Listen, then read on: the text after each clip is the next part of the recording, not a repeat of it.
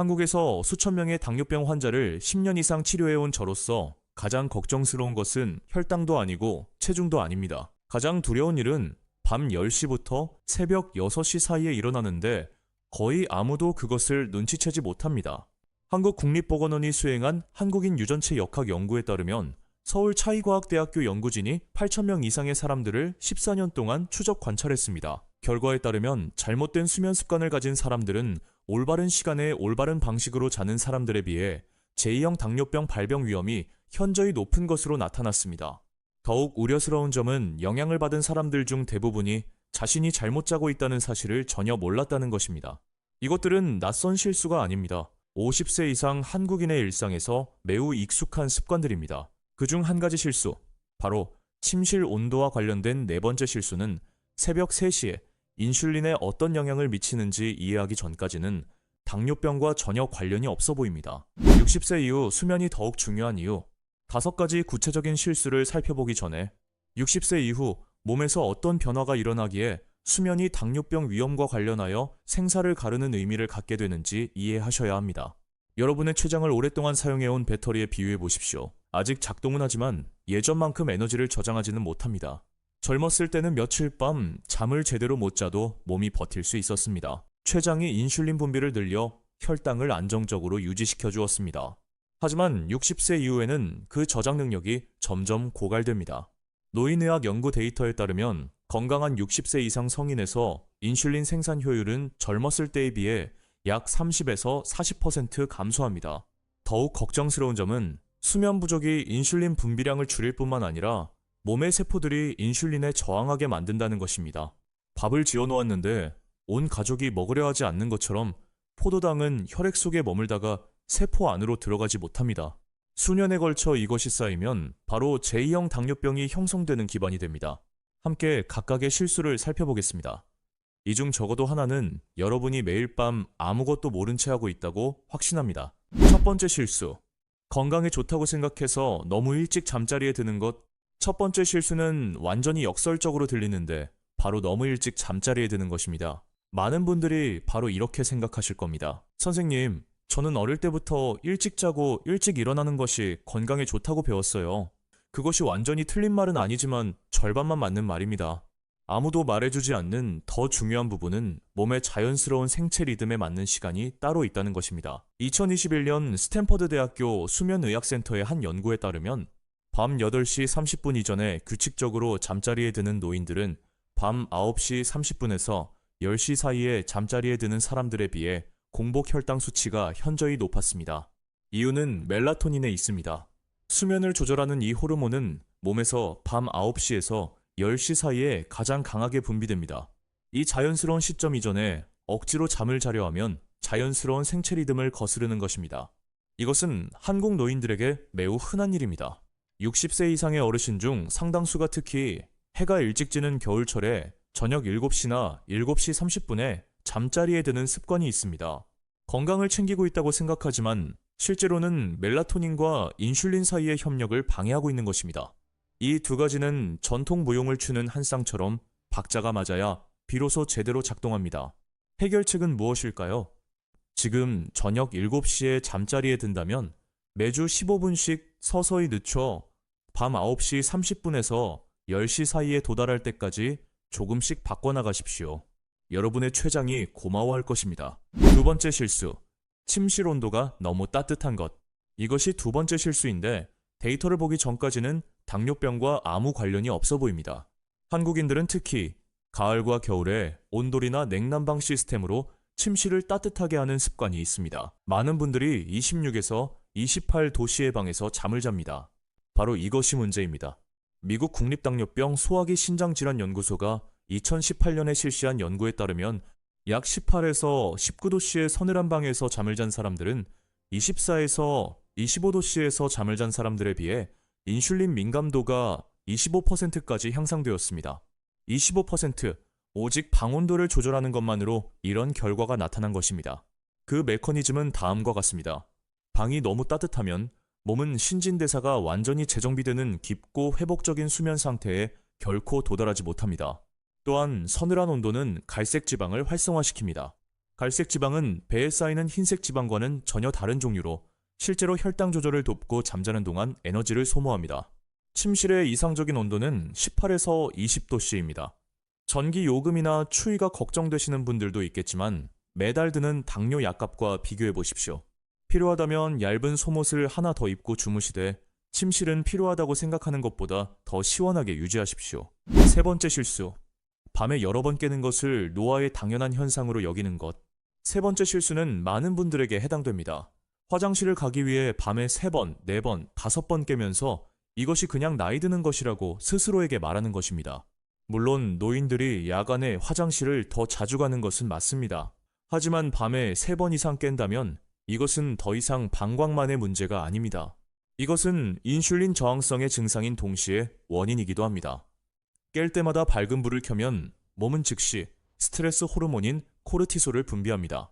코르티솔과 인슐린은 서로 반대 방향으로 작용합니다. 코르티솔이 올라가면 인슐린의 효율은 내려갑니다. 이것을 매일 밤 4번씩 수년간 반복하면 몸이 인슐린 저항 상태에 익숙해지도록 훈련시키는 것과 같습니다. 일본의 장기 추적 연구에서 야간에 화장실을 갈 때 어두운 빨간 조명을 사용한 사람들은 밝은 흰 조명을 켠 사람들에 비해 수면 주기 방해가 40% 적게 나타났습니다. 빨간 빛은 파란빛이나 흰빛처럼 멜라토닌을 억제하지 않습니다. 한국인들에게 실질적인 해결책은 화장실로 이어지는 복도에 작은 빨간색 또는 주황색 야간등을 설치하는 것입니다. 어떤 전기 상점에서도 쉽게 구입할 수 있고 비용도 얼마 되지 않지만 수면 보호 효과는 매우 뚜렷합니다. 네 번째 실수. 잠자리에 들기 전 텔레비전을 보거나 휴대폰을 사용하는 것. 이것이 네 번째 실수인데 많은 분들이 그 얘기는 이미 들었어요 라고 생각하실 겁니다. 하지만 최근 연구들이 60세 이상에게서 특별히 발견한 내용을 말씀드리겠습니다. 2020년 펜실베이니아 대학교의 한 연구에 따르면 밤 8시 이후 화면에서 나오는 청색광에 노출되면 60세 이상 성인의 인슐린 민감도가 평균 18% 감소하였으며 이는 젊은 사람들보다 현저히 높은 수치였습니다. 그 이유는 노인의 눈이 청색광을 걸러내는 능력이 더 약하고 나이가 들수록 생체 리듬이 더욱 민감해지기 때문입니다. 하지만 문제는 청색광만이 아닙니다. 암스테르담 수면연구센터의 한 연구에 따르면 시사 뉴스나 범죄 영화, 토론 프로그램처럼 감정적으로 자극적인 내용을 시청하면 화면을 끈 뒤에도 최대 90분 동안 코르티솔이 높은 수준으로 유지되었습니다. 시청자들이 긴장을 풀었다고 느꼈을 때조차도 마찬가지였습니다.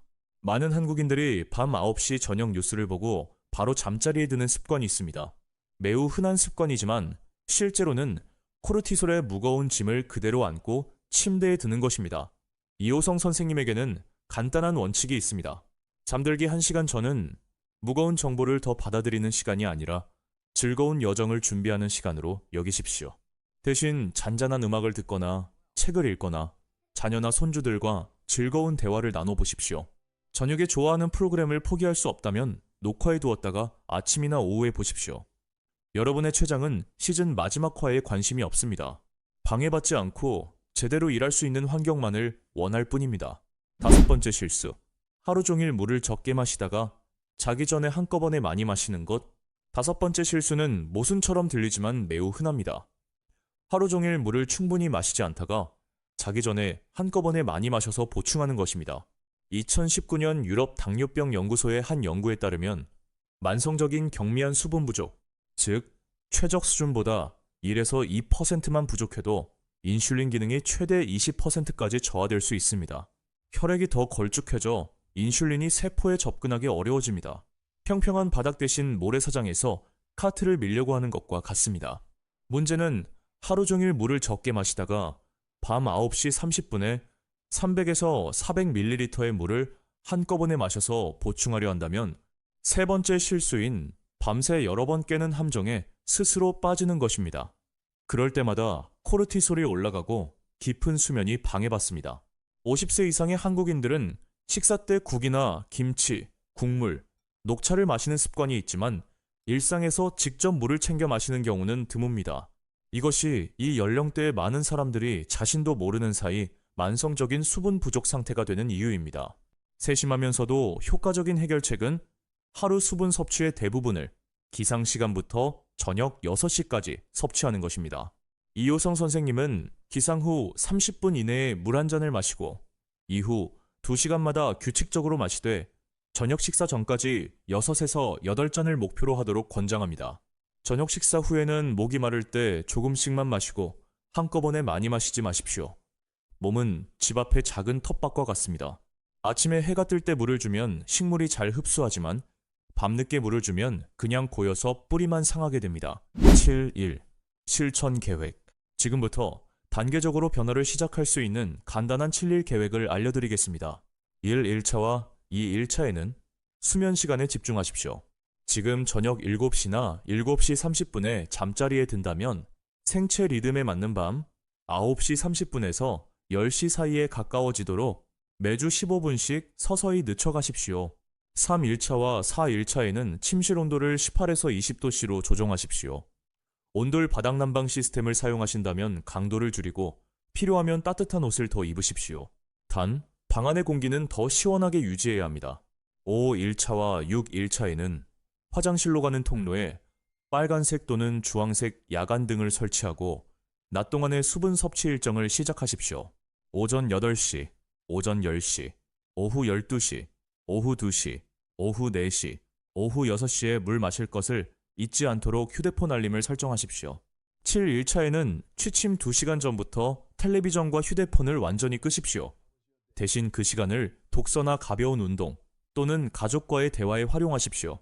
7일이 지난 후 스스로 평가해 보십시오. 잠이 더 쉽게 드나요? 덜 깨나요? 아침에 더 상쾌한가요? 대부분의 사람들은 첫 번째 주에 이미 눈에 띄는 변화를 느끼지만 인슐린 민감도에 대한 진정한 효과는 몇 주, 몇 달에 걸쳐 서서히 쌓여갑니다. 오랜 세월 의료 현장에서 일하면서 깨달은 중요한 사실이 하나 있습니다. 가장 효과적인 약은 처방전에 없는 경우가 많다는 것입니다. 비싼 건강기능식품도 복잡한 치료 계획도 필요 없습니다. 그저 자신의 몸이 가진 자연스러운 생체 리듬을 거스르지 않으면 됩니다. 지금까지 말씀드린 5가지 수면 실수, 너무 일찍 잠자리에 드는 것, 침실이 너무 따뜻한 것, 밝은 불빛 아래 밤에 여러 번 깨는 것, 늦은 저녁 텔레비전 시청, 그리고 잘못된 시간에 수분을 섭취하는 것. 이것들이 수백만 명의 60세 이상 한국인들의 당뇨병 위험을 조용히 높이고 있습니다. 삼성 헬스 데이터에 따르면 한국 노인들은 조사 대상 17개 국가 중 수면의 질이 가장 낮으며 수면 점수는 100점 만점에 63.4에 불과합니다. 이것은 매우 심각한 수치입니다. 한국에는 작은 습관이 큰 건강을 만든다는 말이 있습니다. 오늘 당장 모든 것을 바꿀 필요는 없습니다. 실수 하나를 골라 이번 주에 고치십시오. 다음 주에는 또 다른 실수 하나를 고치십시오. 한 달이 지나면 건강을 위한 완전히 새로운 수면 기반을 만들어 놓게 될 것입니다. 몸은 언제나 회복하고 싶어 한다는 것을 기억하십시오. 췌장은 제대로 작동하고 싶어 합니다. 세포들은 인슐린을 받아들이고 싶어 합니다. 여러분은 그것이 가능한 올바른 환경만 만들어주면 됩니다. 그리고 그 모든 것은 오늘 밤 여러분이 어떻게 잠을 자느냐에서 시작됩니다. 이 영상이 도움이 되셨다면 건강에 관심 있는 50세 이상의 가족과 지인들에게 공유해 주십시오. 좋아요를 눌러주시면 더 많은 분들께 이 영상이 추천됩니다. 다음 영상을 놓치지 않으시려면 구독해 주십시오. 궁금한 점이 있으시면 아래 댓글로 남겨주시면 답변해 드리겠습니다. 저는 이호성 선생님이었습니다. 다음 영상에서 뵙겠습니다.